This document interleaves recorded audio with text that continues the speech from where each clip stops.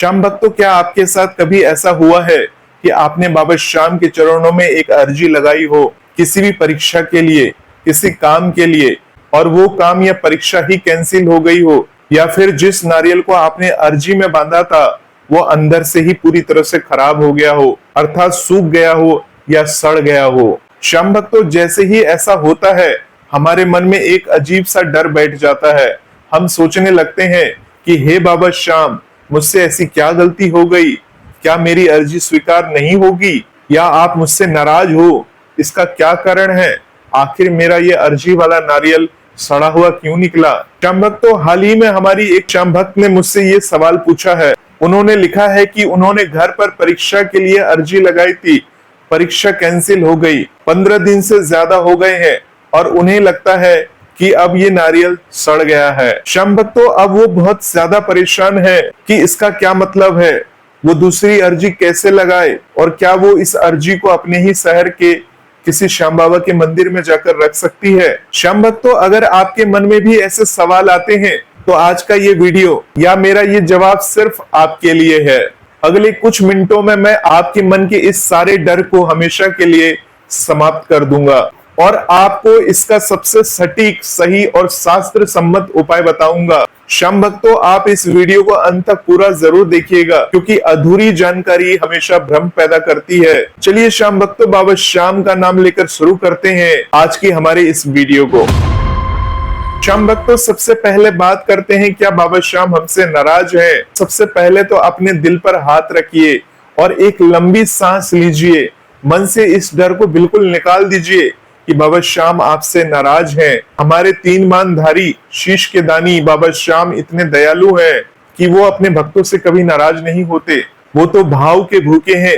आपने जिस साफ मन से बाबा श्याम को अपनी अर्जी लगाई थी, बाबा श्याम ने उसी पल आपकी भावना को स्वीकार कर लिया था। श्याम भक्तों, अब आते हैं आपके पहले सवाल पर कि परीक्षा कैंसिल हो गई है और नारियल सड़ गया, तो इसका क्या मतलब है।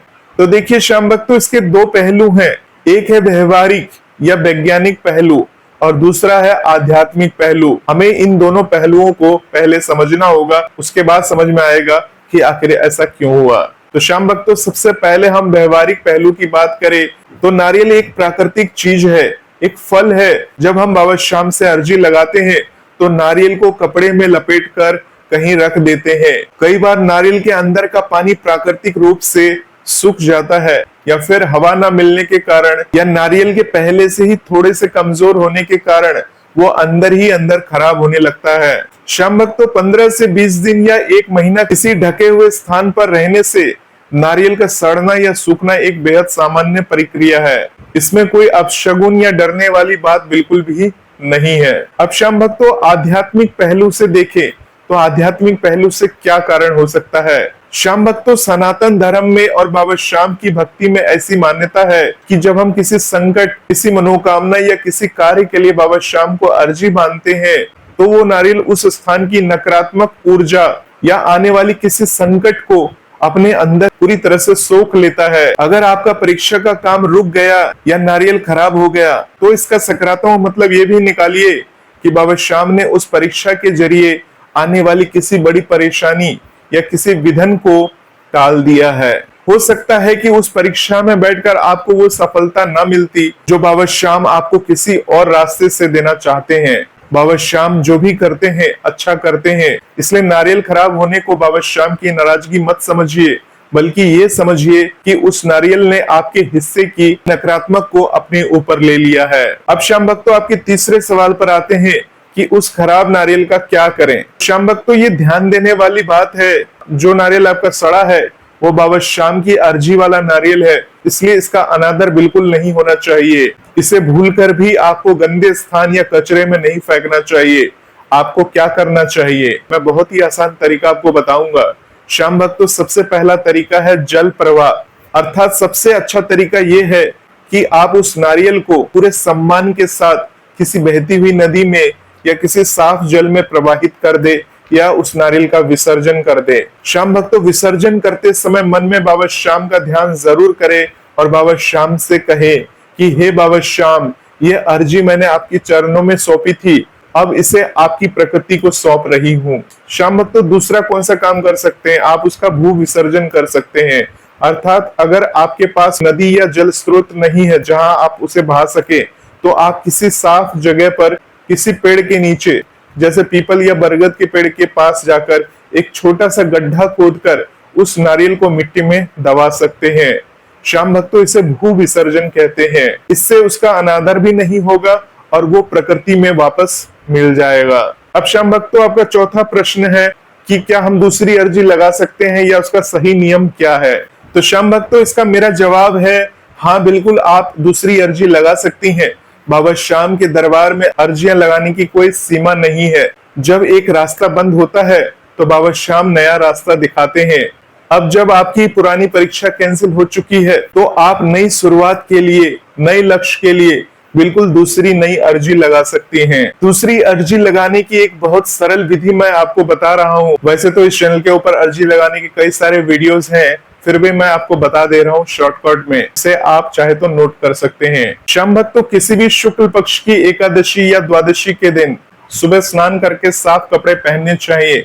आप एक नया साफ पानी वाला या सूखे नारियल अर्थात जटा वाला नारियल भी अर्जी लगाने के लिए ले सकते हैं। इसके साथ ही श्याम भक्तों एक 1.25 मीटर का लाल या पीला कपड़ा, जो भी इन दोनों रंगों में से जो आपको पसंद हो, वो सूती कपड़ा आपको लेना चाहिए। श्याम भक्तों आपको नारियल के ऊपर आपको स्वस्तिक बना लेना चाहिए। उस पर आपको कलावा अर्थात मौली बांधना चाहिए, थोड़ी रोली, अक्षत वाले चावल और एक सिक्का या जो आपकी श्रद्धा हो 11 रुपए, 21 रुपए, इस प्रकार से उस नारियल के ऊपर ही रखकर मौली लपेट देनी चाहिए। श्याम भक्तों आपकी नई प्रार्थना या जो भी आपकी नई परीक्षा या मनोकामना है, उसे मन ही मन बाबा श्याम के समक्ष दोहराना चाहिए या उस अर्जी वाले नारियल के साथ बोलकर रख देना चाहिए। श्याम भक्तों आपको बाबा श्याम से कहना चाहिए कि बाबा श्याम मैं ये नई अर्जी आपके चरणों में रख रही हूँ या रख रहा हूँ, मेरी लाज बचा लेना, मेरी नैया डूबने से पहले नैया पार लगा देना। श्याम भक्तों इसके बाद उस नारियल को कपड़े में लपेटकर बांध दे।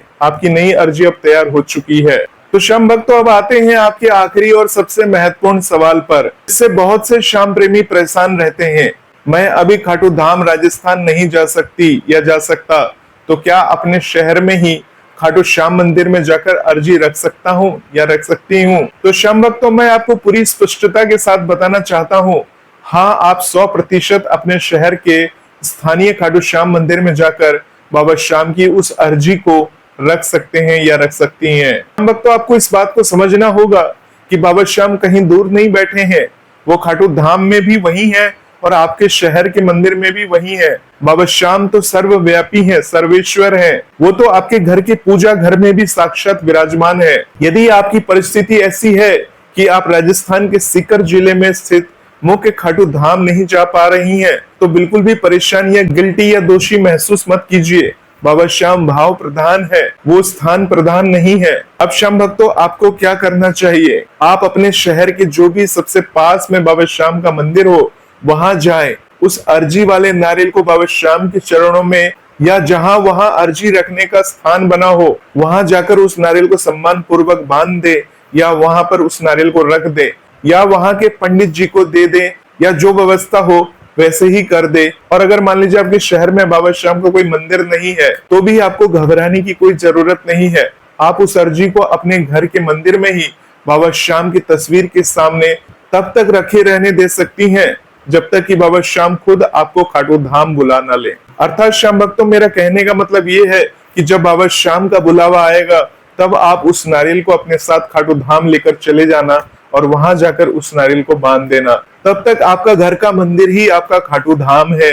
वहां पर बाबा श्याम का दिल से पूजा करिए, बाबा श्याम के भजन को गुनगुनाइए और बाबा श्याम से अपनी अर्जी को पूरा करने के लिए मनोकामना मांगते रहिए। तो श्याम भक्तों आपको इस वीडियो से क्या सीखने को आज मिला? सबसे पहली बात तो ये सीखने को मिली कि बाबा श्याम कभी नाराज नहीं होते हैं, इसलिए आपको डरना बंद करना चाहिए।